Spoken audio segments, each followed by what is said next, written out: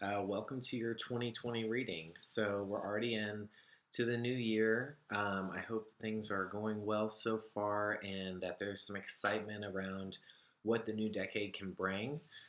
Really big transit that I have to talk about right now happening, and that's really going to be affecting you guys in particular.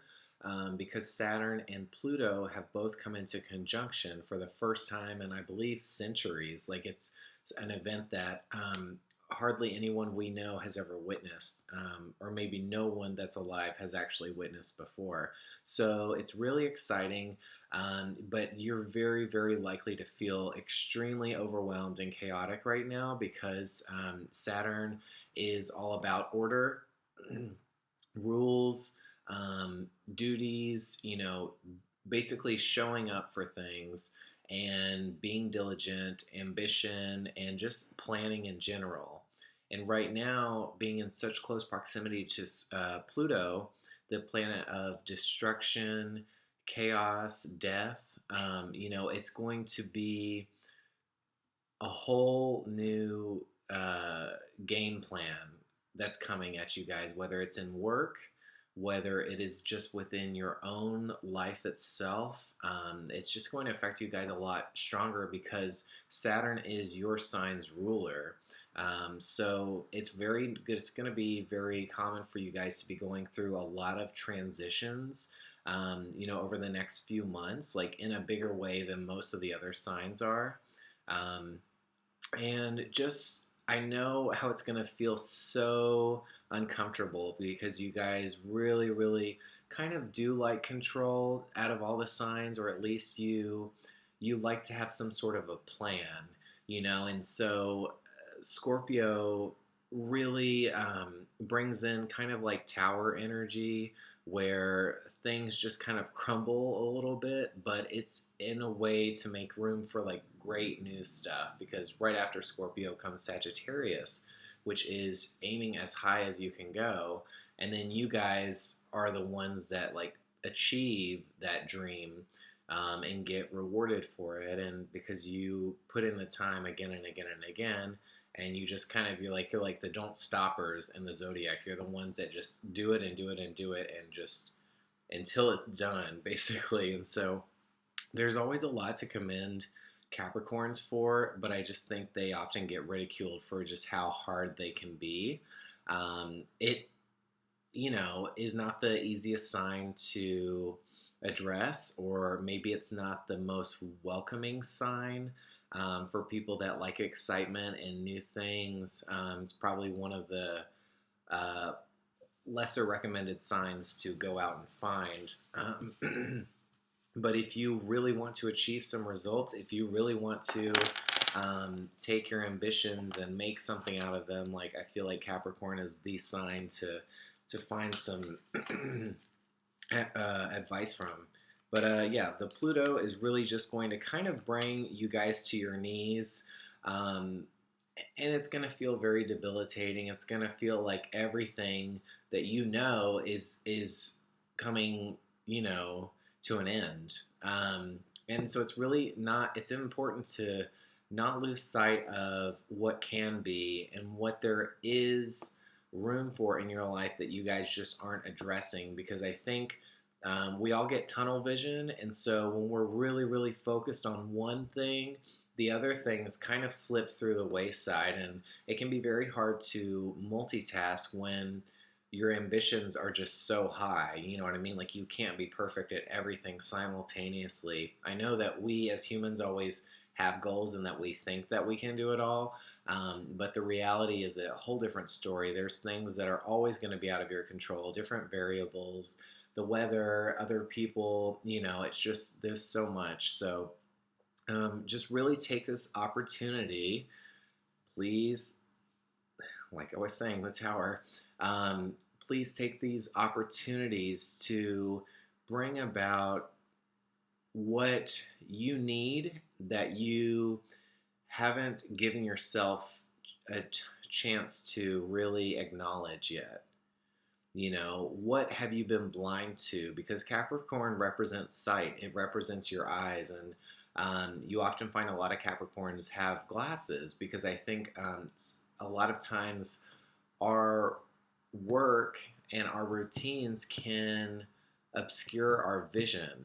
And vision doesn't necessarily mean what you see right in front of you. Vision is actually a far reaching concept of um, revelations, it's of transcendence. Vision is like truly seeing the spiritual nature of things happening around you, the connectedness, those things that more maybe Aquarius represents, having the little bit of Saturn mixed with the Uranian um, strange nature of just understanding humanity in a different way. And so maybe you guys will kind of enter into that in the new decade where you either you get the right prescription lenses that actually make things clearer for you in a bigger sense, or you realize that, yeah, this just isn't the right pair of glasses that you've been wearing for so long, and that you need a new window into what's really going on and what really is important for you. I hope that makes sense, but that's really kind of how I see it. I do know one Capricorn that's already facing a lot of obstacles, so it looks like it is likely to be very big. When we look at the planet of death, we're not saying that, oh my God, like stuff of that nature is going to happen. It's more transformative. Um, because if you think about it, Scorpio doesn't come at the end of the zodiac. So an actual death may be more linked to Pisces. Not that just seeing Pisces in a reading or anything is any indication of that. That's a very serious kind of assumption to make. And I think the job for us is less as assuming what's going to happen and more so what are the mechanics, what is the emphasis around, what kind of work are we doing, but not pinpointing it down to what exactly happens. So if you're the type that does like the answer to be written in stone, this is not for you. Like this time right now with Pluto in your sign is just totally going to shake things up. Things are not going to go as you expect. Um, and it's almost like there's this need for kind of chaos to come in and shake the structure. So it's going to be happening on a bigger scale too, because we have obviously a huge year ahead of us with the election, and just shaking up the way that government is run in general is going to be a theme for this year. As well as just big business, corporate fraud and misuse and what it's doing on a global scale, has really come to the pinnacle of its understanding now, and people are stepping up. I mean, I'm pretty sure Greta Thunberg is a Capricorn, and look what she's done. I mean, she's totally put things into perspective for someone that's so young. It's very Pluto. Um, and so we are just looking at stuff that's going to change but for the better. So like I said, it's really important to be kind of your own self-help guru and just tell your things that these things are happening for a reason, and maybe get to the bottom of why exactly these things are drifting out of your life and what can come in. So I think we are going to look at the tower because it just seems to make the most sense right now, and it did present itself at the bottom. So this is your major arcana card for the year 2020. This is the emphasis for this year for Capricorns out there. The Tower. So what do we see here? We see a scene of imminent peril. It's a dark, dark, dark sky with gray clouds, and a lightning bolt hits the tower. The king and queen are on their way plummeting down. The crown is off, and there's fire erupting from the strike. It's just almost epitomizes destruction here. But there is almost not a fun nature to it, but there is like this. I guess playfulness isn't the right word. Um, what it is about the Tower is that foundations or structure is only good for a set amount of time. You cannot exist in the same structure for any time or any point in your life. For example, you would not be able to eat baby food at at age 32 and expect for it to have the same results as when you're a developing infant. You can't expect to drink. I don't know. I'm thinking about food. You can't expect to drink, alcohol at age 17 and have the same exact drink at age 52 and expect for it to affect you in the same way. It just won't. Time really changes things. And so it's important to not put so many constrictions or barriers on how things should be, and just have some set of rules or something that give you a set of parameters, because I know it establishes some sort of confidence, or maybe it takes away some anxiety over the unknown. And that's why it's so second nature for you guys to set up restrictions and rules and to kind of be in charge. I feel like even Capricorns, if they're not the boss, they're really close to the boss so that they can really know what's going on, because I think it gives you guys some sort of uh, confidence, maybe just knowing what's going on. But the Tower is really the unknown. I mean, you can't predict where a lightning bolt is going to strike. And, it seems like that unpredictability is coming for you guys this year. And it's really going to derail you if you let it. If you are able to channel it and say, okay, this thing is happening, but this opportunity is coming out of it. So why don't I just peer into that door that it just creaked open a little bit for me, and see exactly what's there? There's not a sign that says do not enter. And so I would encourage you guys to kind of pique your curiosity, because it's going to be important going into a year of big change, that there is some kind of optimism, or maybe even faked optimism to some degree. If you don't feel genuinely optimistic about the change, at least try to tell yourself like that there is, possibility. I think people watching these things, like, I think in the community at large, I feel like most of us are optimists, and that's why there's a lot of the same sayings and methodologies out there, because we are all trying to get better. And I feel like the people that seek out astrology, tarot, self-help stuff, is really because they're taking their lives in their own hands, and they're trying to go about it in a unique way that speaks to them. So there's not one wrong or right way, but I'm saying I feel like the majority of people that watch this stuff are already like in a frame of mind that is about self-improvement and self-understanding, at least, which leads to self-improvement, obviously. So we're going to draw some cards here. Let me get these mixed back up, because I had separated the major arcana so we could get the one card there, and it came out very easily. You guys, I had to work the least to get yours out. Hey, which could say something about this year.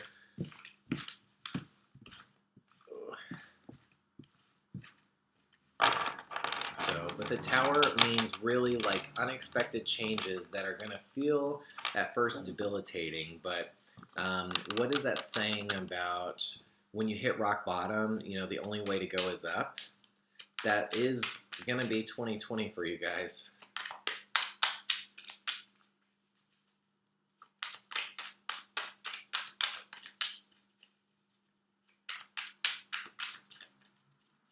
So it's just like what people say about don't be afraid of the death card, because there's a lot of promise in tomorrow.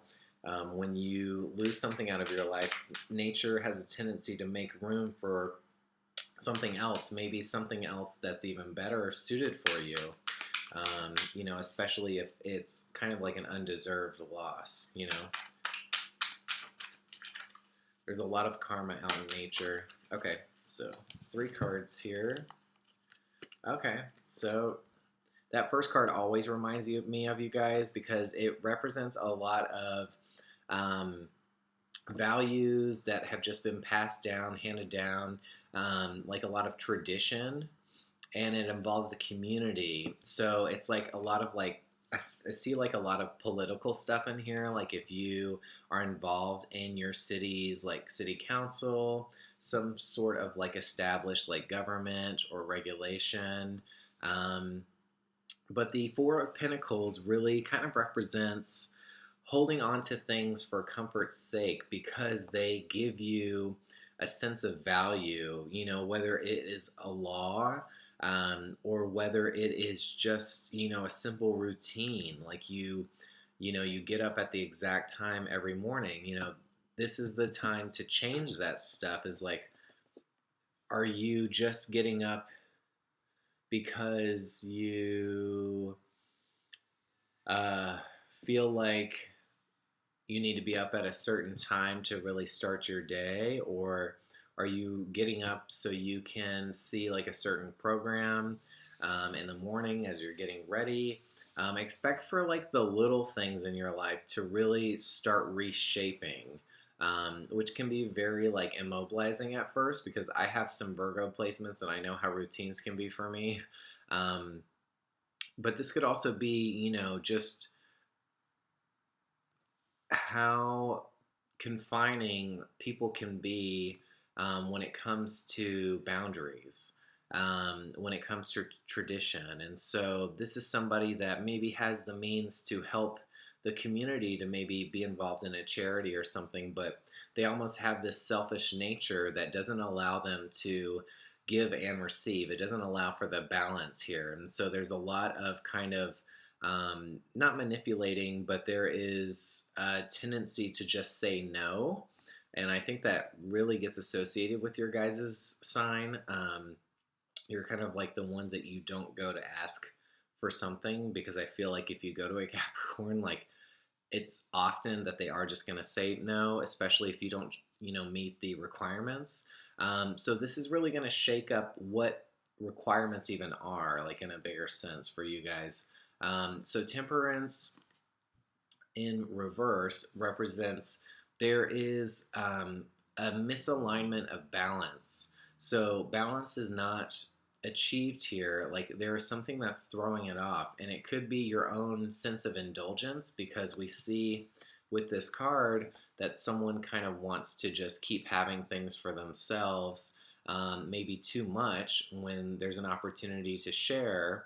But the temperance, also suggests like gluttony, alcoholism, things like that. Maybe not that serious, but it's just overdoing stuff because Sagittarius, which is associated with that card, is all about big. So it doesn't matter whether it's healthy or non-healthy, it just expands it. So it can be kind of that energy that it's like zooming in to something. So it's if you have something that's already bad, it just kind of is going to kind of inflate it even more. And so with this quality to kind of be stern and rigid and just do the same things over and over, this possessive kind of nature is really where you guys need to do some work here. And maybe that's a reason why the tower has come into play, is because you've held on to it for so long. You're not really moving anymore. You've kind of like stood your ground for so long. If you just keep going on the same mountain again and again, what can you expect to really happen that's going to get you any further? You know what I mean? So, Nine of Swords in reverse. So you guys like are feeling imbalanced. There is something that's weighing on you that's not letting you sleep. It's not letting you relax. And maybe it's your own voice that's saying that I just can't move through this. I can't handle these changes, and I just feel really upset with myself. And maybe that's why we're going into the food, the alcohol, like kind of the bad, um, the crutches that we're going through, because you guys just feel misaligned, and so you're naturally going to hold on to something that you do have control over when things are feeling a little chaotic. So I think that's natural to see with anybody that's going through a lot of change, or at least expects something to happen. Like you just feel very unsecure, like things just have like a tendency right now to crumble, or like you feel like something big is coming for you. That's natural in this climate for you guys. Um, but what I would really advise here is just to go a little easier on yourself, because um, it's it's going to be very damaging to start out the new year like this. Like if you're already starting with those bad habits and everything, it's like it doesn't matter what you put on pen and paper and whether you're accomplishing it. It's like, what do you really look like at your core? How are you emotionally? How are you spiritually? Do you really feel like you're improving, or are you just checking boxes on a piece of paper that's getting you these material things, like I got this trophy or this award? Okay, well, but when you get that, how does it make you feel? Do you even feel a sense of accomplishment, or is it just you just have to have a goal for goal's sake? You know what I mean? Like that's the thing with earth signs. I feel like sometimes the goal is just a goal. It doesn't even have a bigger place in your whatever. But like with fire signs, it's like it's our journey to the goal. I feel like with us, it's not even the end result. It's how we cope with things along the way and how we improve. And so it would behoove you guys to think about what the journey is like on the road, and not just what is the end result. Because oftentimes the end result doesn't really tell you much. It's about like the human qualities and emotions that are at play, either by yourself or with events that come into your life or with other people, and how those play out. That's more so the emphasis. So if you guys keep focusing on these goals that really aren't amounting in any happiness or sense of stability, maybe that's why these frustrations keep coming in, and that you just can't relax. You just can't feel like calm anymore. Like you can rest, like you can really um, relax, I guess, because there's this instability stirring already that maybe you guys are sensing a lot of uh, stuff to come. So I'm going to draw some more cards here. If you guys want to see what those cards are, please check for the link below. There's going to be instructions on how to get the extended reading. You can watch this throughout the year, and I encourage you to do it so you can kind of recheck into what we've established here and how you guys are doing. And like I said, we're going to draw some more cards for some more understanding, really see how this tower is going to affect your year and how we can move through this kind of instability. Um, yeah, so just look out for that, and I will see you guys pretty soon. Bye.